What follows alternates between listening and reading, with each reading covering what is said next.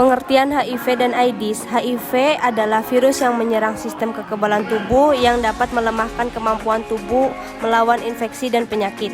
AIDS adalah kondisi di mana HIV sudah pada tahap infeksi akhir. Ketika seseorang sudah mengalami AIDS, tubuh tidak lagi memiliki kemampuan untuk melawan infeksi yang ditimbulkan. Dengan menjalani pengobatan tertentu, pengidap HIV bisa memperlambat perkembangan penyakit ini sehingga pengidap HIV bisa menjalani hidup. HIV dan AIDS. Di negara Indonesia, penyebaran dan penularan HIV paling banyak disebabkan melalui hubungan intim yang tidak aman dan bergantian menggunakan jarum suntik yang tidak steril saat memakai narkoba. Seseorang yang terinfeksi HIV dapat menularkan kepada orang lain bahkan sejak beberapa minggu sejak tertular. Semua orang berisiko terinfeksi HIV. Risiko HIV dan AIDS. Kelompok orang yang lebih berisiko terinfeksi antara lain orang yang melakukan hubungan intim tanpa kondom, baik hubungan sesama jenis maupun heteroseksual, orang yang sering membuat tato atau melakukan tindik, orang yang terkena infeksi penyakit seksual lain, pengguna narkotika suntik, orang yang HIV dan AIDS. Gejala HIV dan AIDS tergantung pada tahap mana orang tersebut terinfeksi. Tidak menimbulkan gejala apapun selama beberapa tahun. Pengidap akan mengalami nyeri mirip seperti flu beberapa minggu setelah terinfeksi selama 1 minggu 2 bulan. Timbul demam, nyeri tenggorokan, ruam, pembengkakan kelenjar getah bening, diare, kelelahan, nyeri otot, dan sendi. Tahap kedua umumnya tidak menimbulkan gejala lebih lanjut selama bertahun-tahun. Virus terus menyebar dan merusak sistem kekebalan tubuh. Penularan infeksi sudah bisa dilakukan pengidap kepada orang lain berlangsung sehingga 10 tahun atau lebih.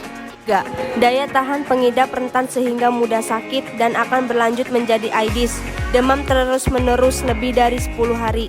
Merasa lelah setiap saat, sulit bernapas, diare yang berat, dan dalam jangka waktu yang lama.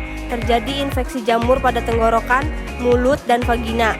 Timbul bintik ungu pada kulit yang tidak akan hilang nafsu makan, sehingga berat badan turun drastis. Mencegah HIV dan AIDS. Ada berbagai upaya yang bisa dilakukan untuk mencegah penularan HIV dan AIDS antara lain.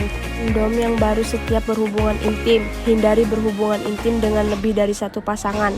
Bersikap jujur kepada pasangan jika mengidap positif HIV. Agar pasangan juga menjalani tes HIV. Diskusikan dengan dokter jika didiagnosis positif HIV saat hamil. Mengenai penanganan selanjutnya dan perencanaan persalinan untuk mencegah penularan dari ibu ke janin.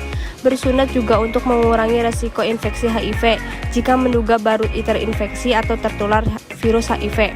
Seperti setelah melakukan hubungan intim dengan pengidap HIV, maka harus segera ke dokter tujuannya agar mendapatkan obat post exposure propilaksis atau PEP yang dikonsumsi selama 28 hari dan terdiri dari 3 obat antiretroviral HIV dan AIDS.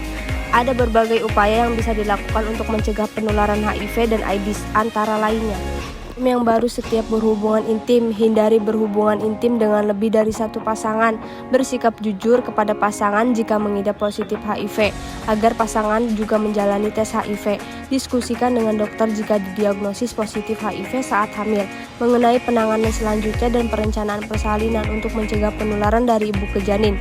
Bersunat untuk mengurangi resiko infeksi HIV jika menduga baru terinfeksi atau tertular virus HIV, seperti setelah melakukan hubungan intim dengan pengidap HIV, maka harus segera ke dokter tujuannya agar mendapatkan obat post exposure propilaksis atau PEP yang dikonsumsi selama 28 hari dan terdiri dari 3 obat antiretroviral. Negara Indonesia, penyebaran dan penularan HIV paling banyak disebabkan melalui hubungan intim yang tidak aman dan bergantian menggunakan jarum suntik yang tidak steril. Saat memakai narkoba, seseorang yang terinfeksi HIV dapat menularkannya kepada orang lain bahkan sejak beberapa minggu sejak tertular. Dan mengidap HIV dan AIDS, kenali gejala dan ciri-cirinya. Jangan malu untuk melapor dan berobat.